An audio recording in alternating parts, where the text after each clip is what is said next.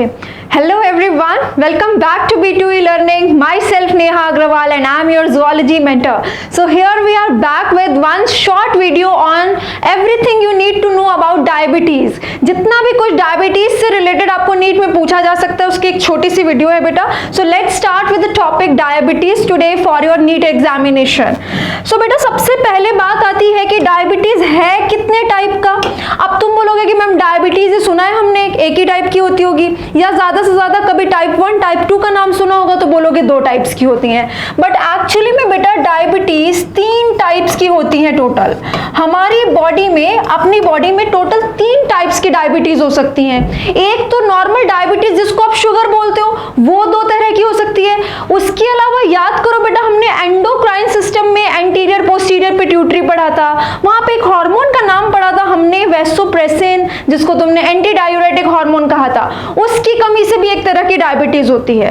तो टोटल अपने पास 3 तरह की डायबिटीज है, जिसमें से बेटा दो तरह की डायबिटीज तो शुगर वाली है, जिसको कहते हैं शुगर हो गया है. नॉर्मल डायबिटीज जो आम भाषा में हम सुनते हैं, ये वाली डायबिटीज को कहते हैं बेटा डायबिटीज मेलिटस. क्या कहते हैं? Diabetes mellitus. ये जो शुगर वाली डायबिटीज है ये डायबिटीज मेलिटस वाली है. और एक और डायबिटीज होती है बेटा, एक होती है डायबिटीज इंसिपिडस.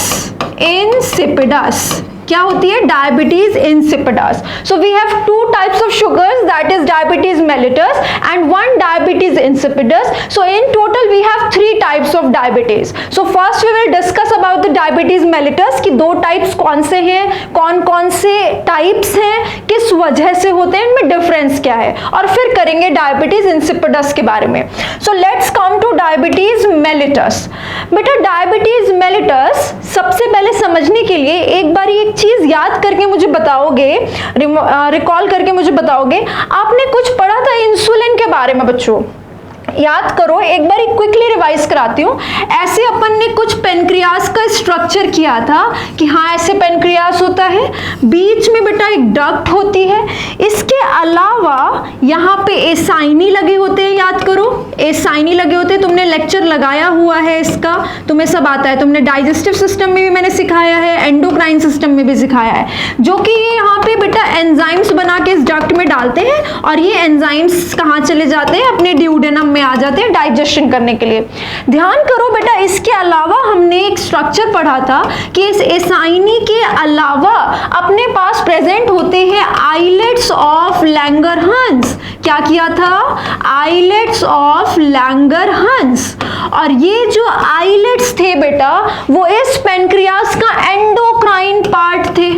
एंडोक्राइन पार्ट कौन सा पार्ट होता है? जो हार्मोन निकालता है. तो ये हार्मोन रिलीज करने वाला पार्ट था. जबकि ये जो एंजाइम्स निकल रहे हैं ये एसाइनी है. एसाइनी कौन सा पार्ट था बेटा? एक्सोक्राइन पार्ट था. याद करो, जिससे एंजाइम्स निकलते थे, डाइजेस्टिव एंजाइम्स जो कि पेनक्रियाटिक जूस में कंट्रीब्यूट करते थे.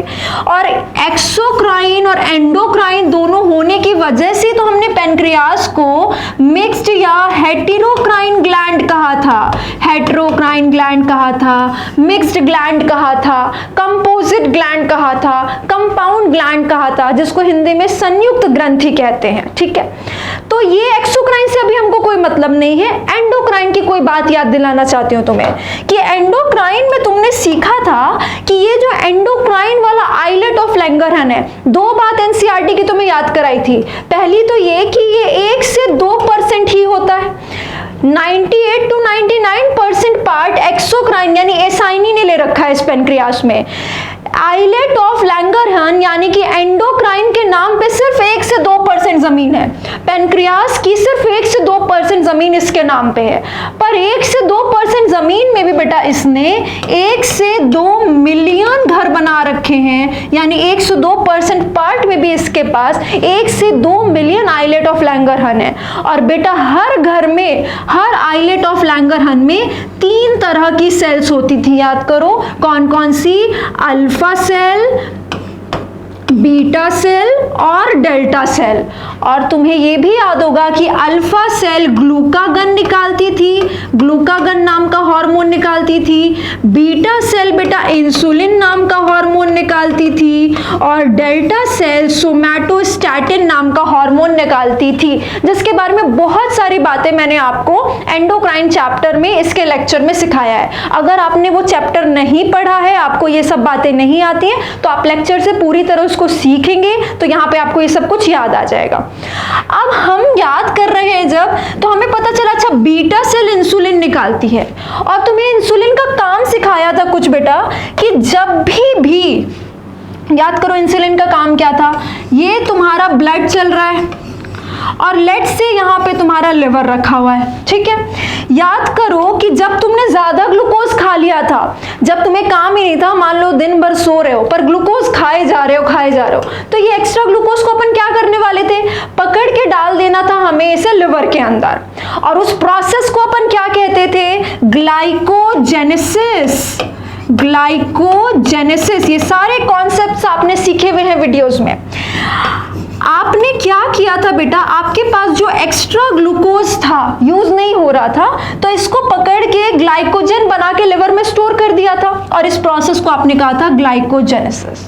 और एक और आपने काम क्या किया था बेटा, जब एक्स्ट्रा खाना खाते हैं तो फैट भी तो बढ़ता है बॉडी में, तो आपने ने क्या किया था, लिवर के बाद भी अगर एक्स्ट्रा ग्लूकोज हो रहा हो तो ये एडिपोसाइट था अपने पास, फैट सेल था, इसके अंदर एक्स्ट्रा ग्लूकोज को कैद कर दिया था, लिपिड में कन्वर्ट कर दिया था, फैट में कन्वर्ट कर दिया था। फैट को ही बेटा लिपिड कहते हैं। तो यानी पे तुम लोग ग्लूकोज को जब फैट में कन्वर्ट किया लिपिड में, तो इसको कहते थे लिपोजेनेसिस, ठीक है। चलो मान लो ये दोनों काम कर रहे थे अपन एक्स्ट्रा ग्लूकोज के साथ, जब ग्लूकोज एक्स्ट्रा हो जाए ब्लड में तो हमने इसको यहाँ पे डाल दिया, क्योंकि ब्लड बड़ा जिद्दी है, इसने फिक्स कर रखा है कि मैं इतना ही अमाउंट अपने अंदर सर्कुलेट होने दूंगा, एक्स्ट्रा बताओ कहाँ पे रखना है, तो हमने बोला लिवर में रख दो और एडिपोसाइट में रख दो, यानी फैट टिश्यू में रख दो, उसकी सेल्स में रख दो। यानी कि बेटा इसके टारगेट सेल्स क्या क्या थे इस ग्लूकोज के, ये टारगेट था इसका एक तो लिवर की सेल यानी हेपेटोसाइट, और दूसरा बेटा क्या टारगेट था, एडिपोसाइट, फैट की सेल। ये काम तुम्हारे लिए किया किसने था, ध्यान करो, इंसुलिन ने ही तो किया था बेटा, इंसुलिन ने। इंसुलिन ब्लड में घूम रहा है, इंसुलिन ब्लड में घूम रहा है, इसको जैसे ही एक्स्ट्रा ग्लूकोज दिखेगा ये इंसुलिन इस ग्लूकोज को पकड़ के ले जाके इसमें डाल देगा, ये इंसुलिन ग्लूकोज को पकड़ के ले जाके इसमें डाल देगा। तो ये सारे काम तुम्हारे लिए इंसुलिन हार्मोन ने किए थे, जो कि आइलेट ऑफ लैंगरहन, पैनक्रियास के आइलेट ऑफ लैंगरहन के बीटा सेल से आता है इंसुलिन हार्मोन, ठीक है। वो ब्लड में घूम रहा था, जब एक्स्ट्रा ग्लूकोज होगा वो ले जाके उसको लिवर में बांध देगा। बेटा जब ये लिवर में बांधने के लिए इसको लेके जाता है तो ऐसे ही नहीं डाल देता ग्लूकोज को, ऐसे ही नहीं इधर से फेंक दिया लिवर में चला गया, प्रॉपर गेट्स बने होते हैं इसके लिए, प्रॉपर चैनल्स बने होते हैं जिससे ग्लूकोज की एंट्री होती है, जिससे ग्लूकोज की एंट्री होती है। यहाँ पे भी ग्लूकोज की एंट्री के लिए गेट बना है, यहाँ पे भी बेटा ग्लूकोज की एंट्री के लिए गेट बना है, और इस गेट का नाम होता है GLUT4, GLUT4 ट्रांसपोर्टर। ये एक ट्रांसपोर्टर है जो अपने से ग्लूकोज को जाने देता है, ग्लूकोज का ट्रांसपोर्ट यहाँ से यहाँ होने देता है, GLUT4 ट्रांसपोर्टर, ठीक है। अब मैं कह रही हूँ कि डायबिटीज हो गया, किसी को डायबिटीज हो गया, शुगर हो गया, मतलब बेटा उसके ब्लड में ग्लूकोज बढ़ गया है। अब ब्लड में ग्लूकोज देखो क्यों बढ़ सकता है, हो सकता है ये इंसुलिन ना घूम रहा हो बेटा, अगर इंसुलिन नहीं घूम रहा होगा तो इस एक्स्ट्रा ग्लूकोज को पकड़ के लेके कौन जाएगा यहाँ पे, तो ग्लूकोज बढ़ जाएगा ब्लड में। दूसरी क्या कंडीशन हो सकती है, हो सकता है बेटा ये गेट टूट गया हो, अगर ये गेट ही नहीं रहेगा तो हम ग्लूकोज की एंट्री कराएंगे कैसे उसके अंदर, तो दोनों ही केसेस में दिक्कत आएगी। तो अभी आपको बेसिक क्या पता चला, फिर से एक बार, कहीं पे भी एक भी पॉइंट में दिक्कत नहीं होनी चाहिए, क्रिस्टल क्लियर, क्रिस्प क्लियर होना चाहिए इतनी बातें कि पेनक्रियास का एंडोक्राइन पार्ट है आइलेट ऑफ लैंगरहन, आइलेट ऑफ लैंगरहन में जो बीटा सेल है वो इंसुलिन निकालती है, और इंसुलिन ग्लूकोज को पकड़ के ले जाके ग्लाइकोजन बनाता है GLUT4 के थ्रू, ठीक है। यानी इंसुलिन ब्लड में ग्लूकोज को कम करता है, और इसीलिए इंसुलिन क्या था बेटा, हाइपोग्लाइसेमिक हार्मोन था, एक ऐसा हार्मोन जो ब्लड में ग्लूकोज को हाइपो मतलब कम करता है, क्योंकि इसका काम ही एक्स्ट्रा ग्लूकोज को यहाँ से कैद कर लेना ले जाके, ठीक है। अब दिक्कत कब आएगी, जब या तो इंसुलिन ना हो, या तो बीटा सेल जो उसको निकाल रही है वो खराब हो जाए, या तो बेटा ये जो आपका GLUT4 ट्रांसपोर्टर है, जो दरवाजा है, ये खराब हो जाए। तो अब देखते हैं दिक्कत कहाँ आई है, कम। आते हैं अब डायबिटीज मेलिटस पे। डायबिटीज मेलिटस में क्या होता है बेटा, देखो डायबिटीज मेलिटस में ब्लड ग्लूकोज बढ़ जाता है। सबसे पहली बात, ब्लड में ग्लूकोज बढ़ जाता है। ब्लड में ग्लूकोज बढ़ जाता है, शुगर बढ़ जाता है, इसीलिए डायबिटीज मेलिटस को क्या कह देते हैं बेटा, शुगर कह देते हैं आम भाषा में, कि इनको शुगर है भाई, बहुत कॉमनली आपने सुना हुआ है शुगर वर्ड, ठीक है। तो उसमें होता क्या है, ब्लड में ग्लूकोज बढ़ता है। अब ब्लड में ग्लूकोज जो बढ़ता है वो अलग अलग रीजन की वजह से बढ़ सकता है, जिसके बेसिस पे हमने बोला कि ये डायबिटीज मेलिटस दो टाइप के हो सकते हैं। पहली होती है बेटा जिसको आप कहते हो टाइप 1 डायबिटीज, और एक होती है जिसको आप कहते हो टाइप 2 डायबिटीज। ये दोनों ही डायबिटीज मेलिटस के टाइप है। बेटा ये जो टाइप 1 डायबिटीज है ये बचपन में हो जाती है, इसीलिए इसको जुवेनाइल डायबिटीज भी कहते हैं। छोटे बच्चे में जो आप कभी कभी देखते हो इंसुलिन के शॉट्स देने पड़ते हैं उनको थकान हो रही है अचानक से, ऐसी कुछ आपने मूवीज वगैरह में भी देखा होगा, है ना। तो वो कौन सा होता है, जुवेनाइल डायबिटीज होता है, जो आपको बच्चे में देखने को मिल रहा है। बेटा एक्चुअल में ये जो टाइप 1 डायबिटीज है, जो जुवेनाइल डायबिटीज है, ये एक ऑटो इम्यून डिसऑर्डर होता है। तुमको ध्यान होगा ऑटो इम्यून डिसऑर्डर कौन से डिसऑर्डर होते हैं, जिसमें अपना इम्यून सिस्टम, मेरा इम्यून सिस्टम जो मेरी रक्षा करने के लिए बना है, वो मेरी ही किसी काम की सेल पे जाके अटैक कर दे, मुझे धोखा दे दे गलती से। उसने अपना काम ठीक से नहीं सीखा कि बाहर से कोई सेल आए उसी को मारना है, वो मेरी सेल को मारने लग जाए, तो उसको कहते हैं ऑटो इम्यून डिसऑर्डर। तो बेटा टाइप 1 डायबिटीज में भी ऐसा ही होता है, ये एक ऑटो इम्यून डिसऑर्डर है, और इस बात को आप अच्छे से मार्क कर लोगे। कभी कभी आपको डायरेक्ट क्वेश्चंस आते हैं बेटा नीट में, which of the following is odd one out for auto immune disorder, तो आपको पता होना चाहिए कौन सा ऑटो इम्यून है, तभी आप आंसर करेक्ट कर पाओगे, ठीक है। बेटा इसी वाली डायबिटीज को IDDM भी कहते हैं। अब ये IDDM क्या होता है, फुल फॉर्म लिखेंगे, insulin dependent diabetes mellitus. Insulin dependent diabetes mellitus मतलब वो डायबिटीज मेलिटस, वर्ड तोड़ो, वो डायबिटीज मेलिटस जो इंसुलिन पे डिपेंडेंट है।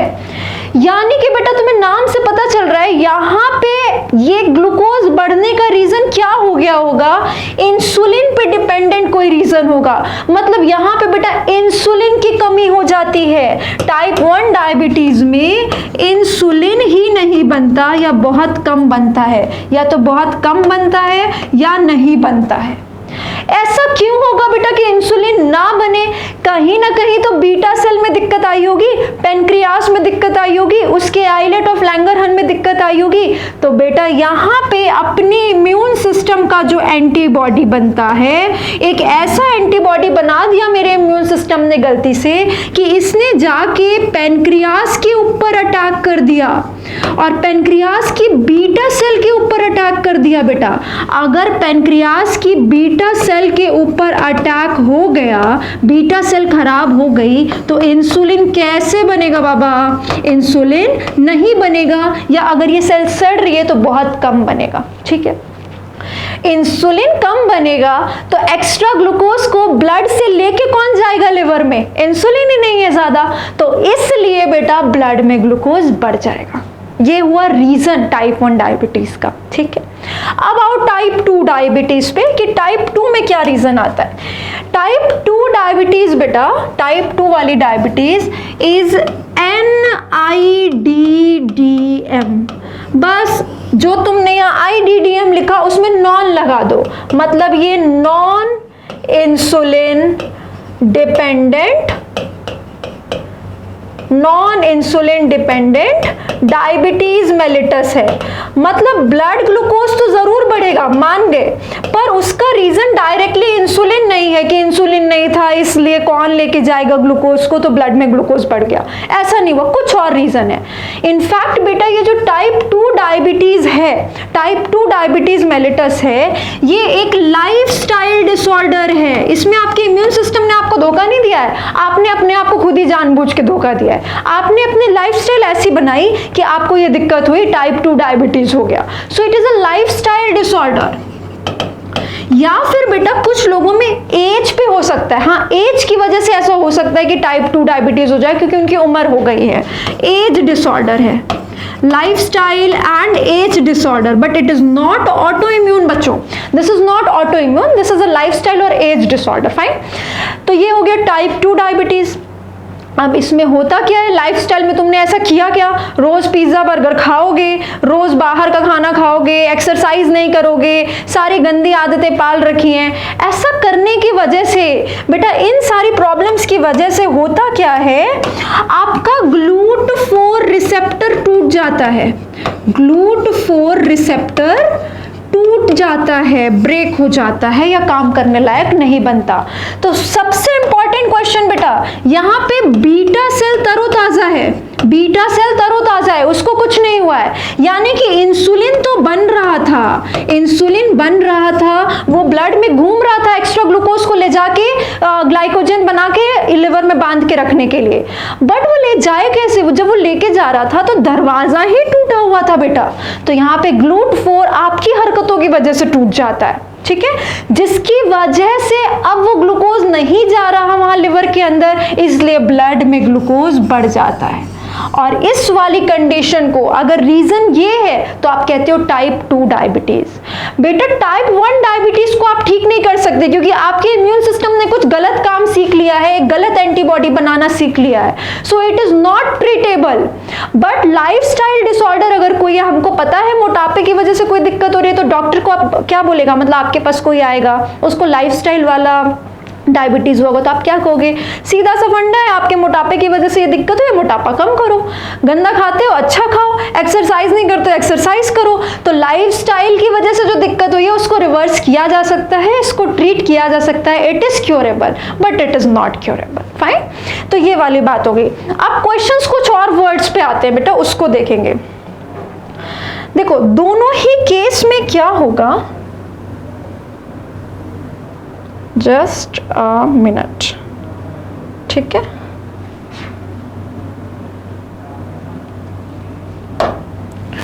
दोनों ही केस में क्या होगा बेटा, अगली स्लाइड पे बताती हूं। टाइप 1 डायबिटीज हो या टाइप 2 डायबिटीज हो, नाम सही सही दिमाग में चलते रहना चाहिए। This is autoimmune, this is not autoimmune, this is lifestyle disorder और age disorder, this is autoimmune disorder, this is insulin dependent, this is not insulin dependent, okay, this is juvenile diabetes. अब दोनों ही case में क्या होगा बेटा, blood glucose बढ़ गया है, दोनों ही केस में ब्लड में ग्लूकोज बढ़ जाएगा। बेटा ब्लड में ग्लूकोज बढ़ गया, ब्लड में ज्यादा ग्लूकोज चल रहा है तो किडनी के पास भी ज्यादा ग्लूकोज जा रहा है, किडनी के पास ज्यादा ग्लूकोज जा रहा है तो किडनी को तो ये लगेगा ये एक्स्ट्रा सामान है, मैं रिमूव कर देती हूँ बॉडी से, ठीक है। इंसुलिन को क्या पता है, इंसुलिन को बस इतना, किडनी को क्या पता, किडनी को बस इतना ही पता है कि मेरे पास जरूरत से ज्यादा, मुझे जितनी रेंज बताई गई है उससे ज्यादा जो भी सामान आएगा मैं उसको यूरिन में बाहर पास कर दूंगी।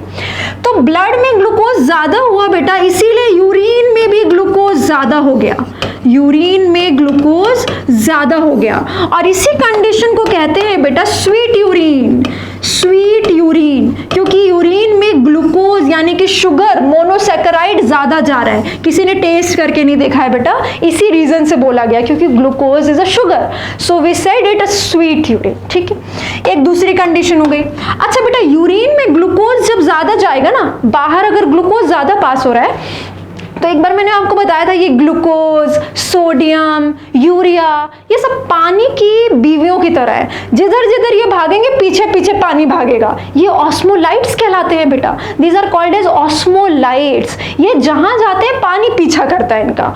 तो अगर ये यूरिन में पास हो रहे हैं ज्यादा तो बहुत सारा पानी भी तो फॉलो करेगा इसको यूरिन में, वाटर फॉलोज, और इसीलिए बेटा यूरिन में पानी भी ज्यादा होगा, यूरिन में ज्यादा पानी पास होगा, वाटर मोर इन यूरिन। ठीक है।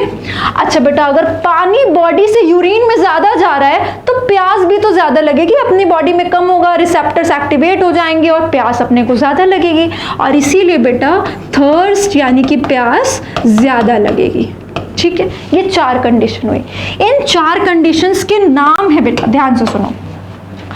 अगर ब्लड में ग्लूकोज बढ़ जाए, ब्लड में ग्लूकोज बढ़ जाए तो तुम बोलोगे हाइपर, हाइपर मतलब ज्यादा, ग्लाइसेमिक मतलब ग्लूकोज ज्यादा, हाइपर ग्लाइसेमिक कंडीशन हो जाएगी।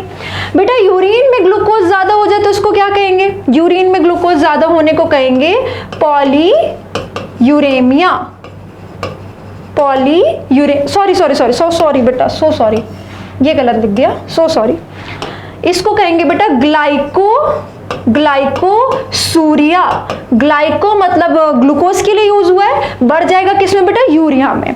फिर आते हैं वाटर ज्यादा बाहर जाएगा बेटा, इसको कहते हैं पॉलीयूरिया। कहेंगे कि पॉली मतलब ज्यादा, यूरिया मतलब यूरिन, तो पॉलीयूरिया मतलब यूरिन ज्यादा हो रहा है। यूरिन इन जनरल ज्यादा क्यों होगा बेटा? क्योंकि पानी बहुत ज्यादा बाहर जा रहा है। ठीक है।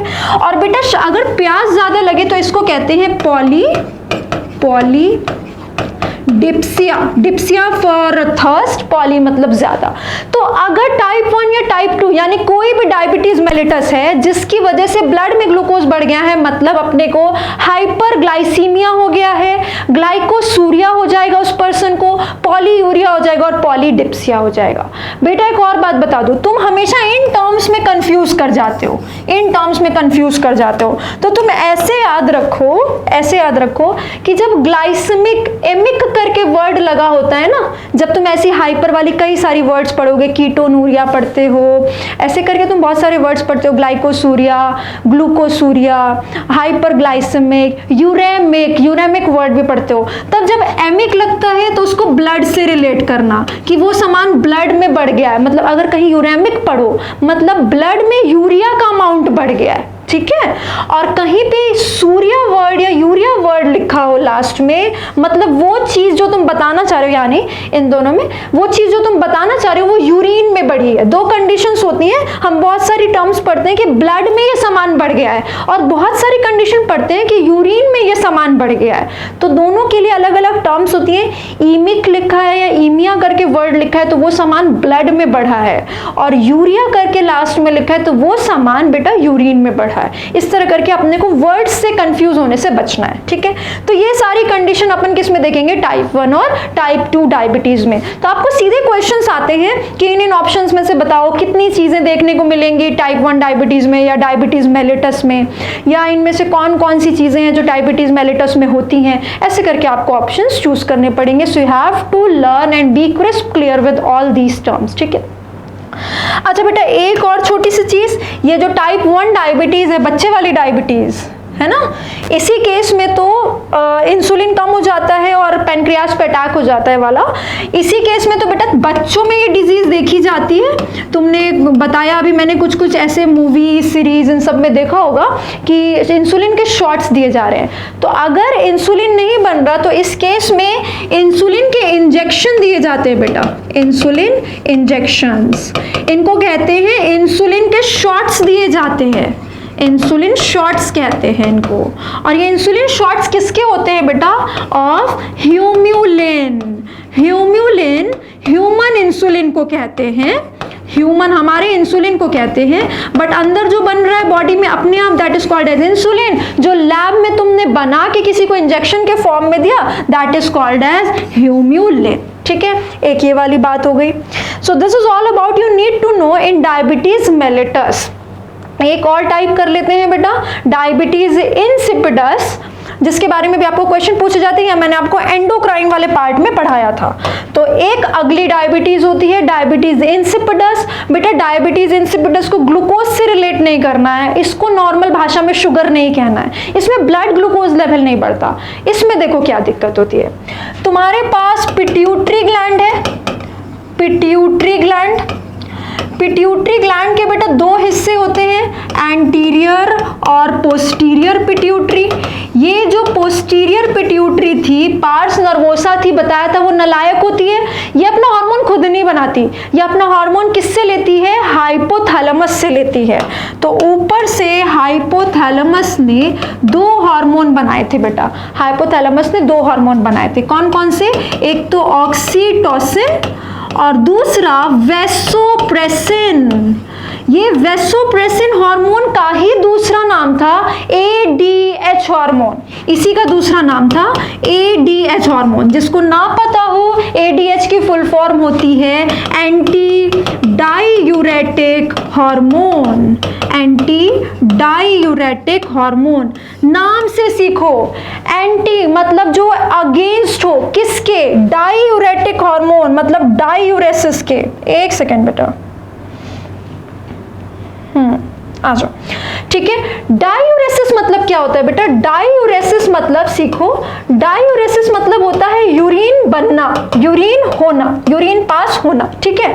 अब यूरिन पास हो रहा है, उसके एंटी कोई काम कर रहे हो, मतलब तुम चाहते हो यूरिन ज्यादा पास ना हो, मतलब ये ADH जब आएगा तो वो डायूरेसिस का एंटी काम करेगा, मतलब डायूरेसिस नहीं होने देना चाहता, मतलब ये नहीं चाहता कि ज्यादा यूरिन पास हो।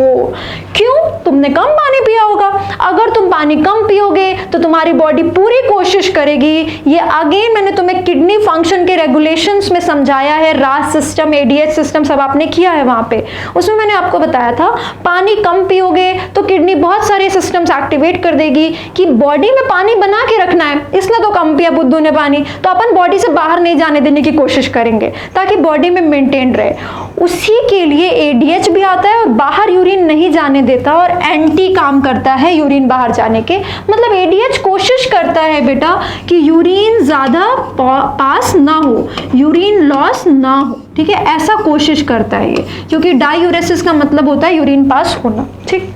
अब आओ, तो ये जो दोनों हार्मोन है, इन दोनों का ही फॉर्मेशन कहां पे हुआ था बेटा, हाइपोथैलेमस में हुआ था।